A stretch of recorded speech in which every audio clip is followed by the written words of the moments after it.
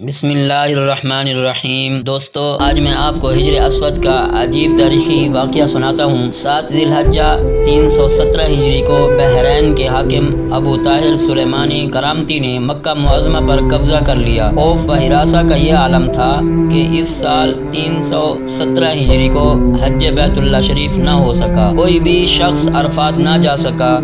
انا للہ و انا الیہ راجعون۔ یہ اسلام میں پہلا موقع تھا کہ حج بیت اللہ موقوف ہو گیا۔ اسی ابو طاہر کرامتی نے حجر اسود کو خانہ کعبہ سے نکالا اور اپنے ساتھ بحرین لے گیا۔ پھر بنو عباس کے خلیفہ مقتدر باللہ نے ابو طاہر کرامتی کے ساتھ فیصلہ کیا اور 30,000 دینار دے دیے۔ تب حجر اسود خانہ کعبہ کو واپس کیا گیا۔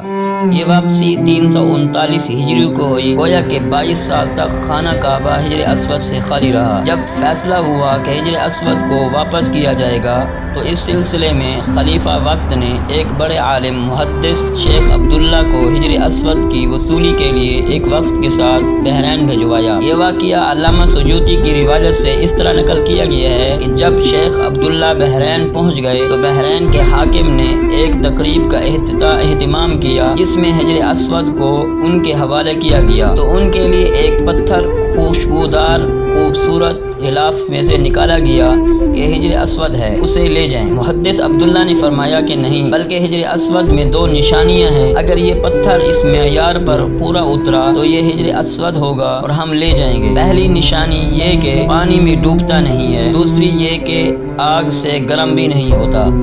اب اس پتھر کو جب پانی میں ڈالا گیا تو وہ ڈوب گیا، پھر آگ میں اسے ڈالا تو سخت گرم ہو گیا۔ فرمایا ہم اصل حجر اسود کو لیں گے۔ پھر اصل حجر اسود لایا گیا اور آگ میں ڈالا گیا تو ٹھنڈا نکلا، پھر پانی میں ڈالا گیا، وہ پھول کی طرح پانی کے اوپر تیرنے لگا۔ تو محدث عبداللہ نے فرمایا یہی ہمارا حجر اسود ہے، یہی خانہ کعبہ کی زینت ہے، یہی جنت والا پتھر ہے۔